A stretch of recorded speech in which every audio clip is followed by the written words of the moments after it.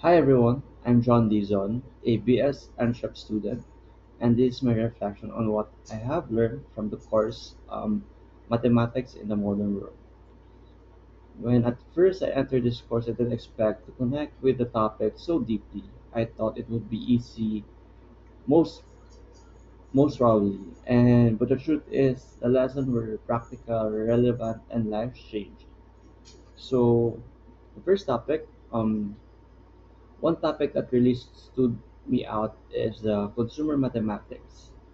We tackle simple and compound interest and amortization schedule saving and time deposits and loans as well. All of these which is very essential in running a business. So as a future entrepreneur, I realized that I will constantly face financial decisions, whether it's taking a loan to start a business, managing my cash flow, and making investment choices. These concepts help me to calculate real cost and return. And next is the another topic is the that amazed me actually is the transportation problem because I'm really into logistic as of now, and I actually downloaded a game about trucking business. It's on Apple also, and yes.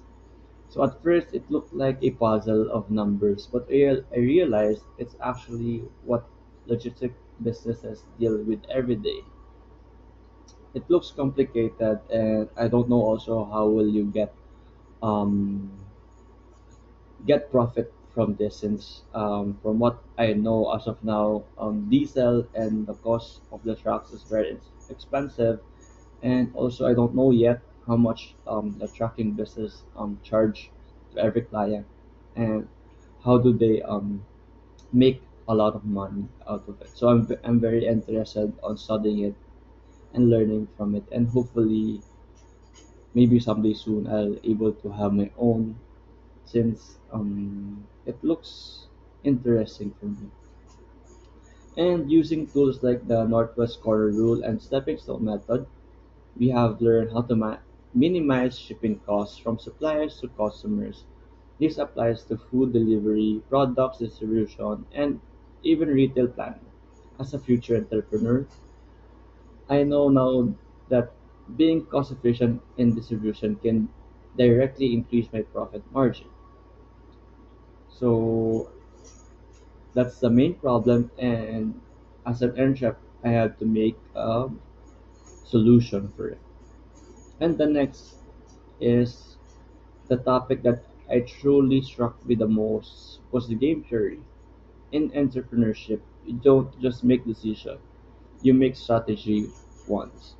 Game theory taught me to think beyond myself, whether it's launching a product, setting a prices, or deciding whether to advertise. Every move can affect and be affected by others.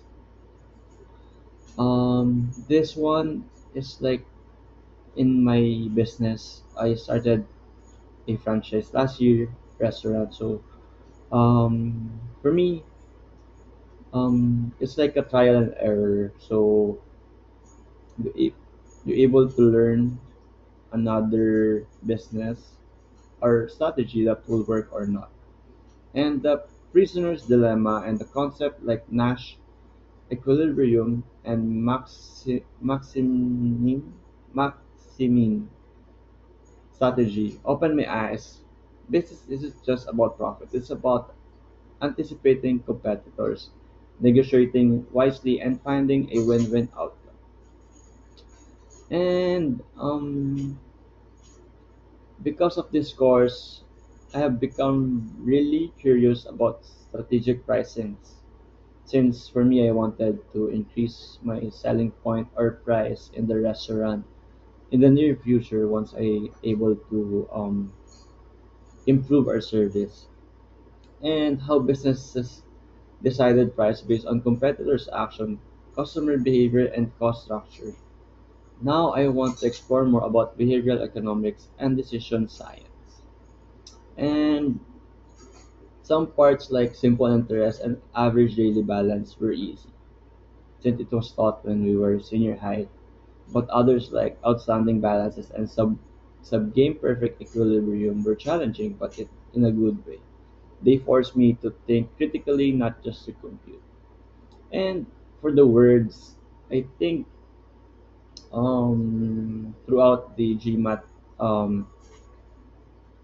experience, I would say my three words is practical because everything I learned has a real life use or effect or I can apply. Strategic is the second since I've learned to think ahead, not just to react. And the lastly is dollar.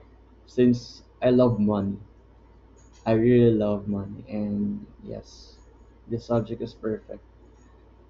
And yes, and that's all on my reflection.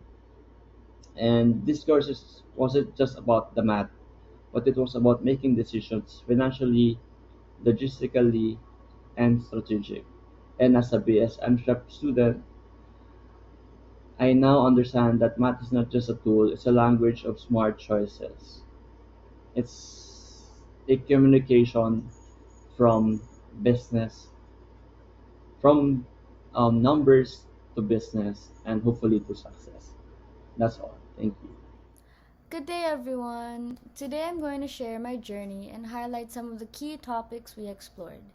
First, let's talk about three topics that really show how math connects to the world.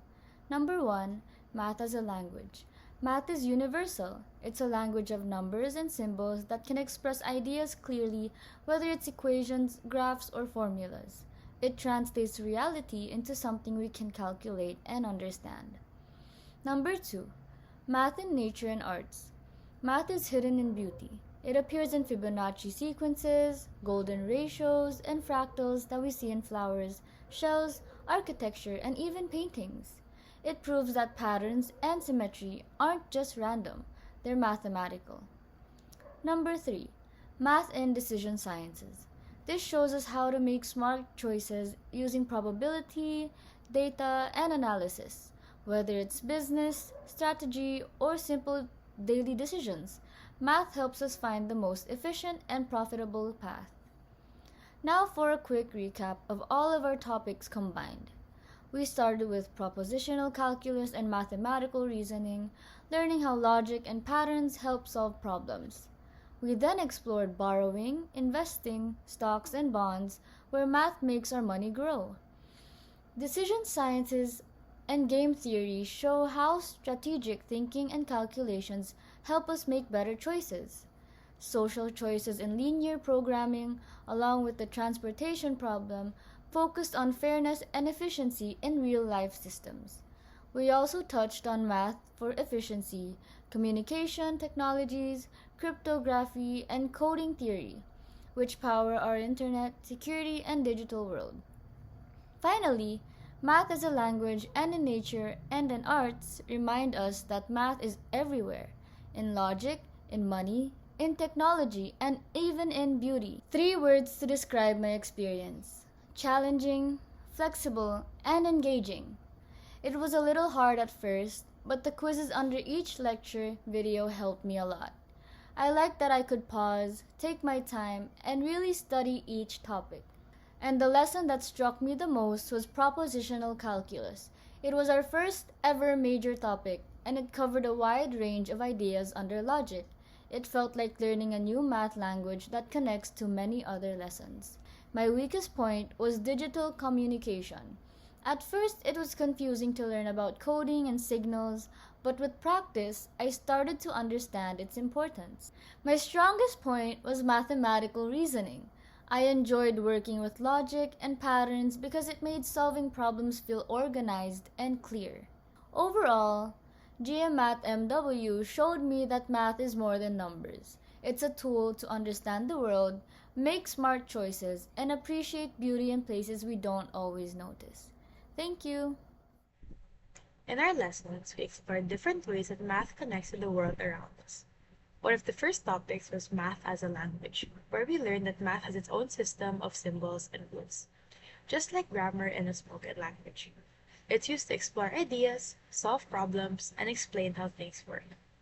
We also talked about math and communication technologies, which showed how math plays a big role in the digital world, from mobile phones to the internet and even social media. Math is behind the coding, data transfer, and encryption that make communication fast and secure. Another topic was math in nature and arts, where we saw how patterns like symmetry, spirals, and proportions show up in plants, animals, architectures, paintings, and the such.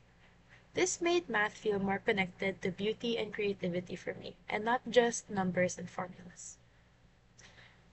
If I were to describe it in three words, I would describe it as eye-opening and relatable and challenging. These lessons showed me how math is not just a school subject, but something that exists everywhere in the world around us, even in the things we enjoy or use every day. The lesson that struck me the most is the idea that math is a language. This changed the way math is usually viewed for me as someone who is not the best at regular math. It helped me make sense of why math can feel hard at times, because just like learning a new language, it takes time to understand the rules, symbols, and the vocabulary. But when someone learns how to speak math, it becomes easier to use and more meaningful. A strong point in these lessons was how each topic gave real-life examples, whether it was nature, technology, or art, or even games. Math was shown in a way that felt familiar and easier to connect with. This made math feel more approachable and less scary. However, one of the weaker points is that some explanation, especially in the high-tech parts, still felt too technical or fast-paced for me personally, as I'm someone who is not the best at math. So it might help for more visual examples or simpler breakdowns, especially for students who are new to the ideas, such as myself. And the topic that sparked the most curiosity for me was math in nature and art. It was surprising to see how math can be found everywhere in the nature around us, whether it be like in the flowers or at the beach in the seashells, paintings, and the symmetry, even in music, it can be found sometimes. And it raised questions for me like, why do these patterns naturally happen? And how do artists or designers use math without even thinking about it, especially in the shapes and symmetry? So this topic made math feel more creative and fun as someone like me who has more of a left brain, and it would be more interesting to learn more about how math and art would work together in the future.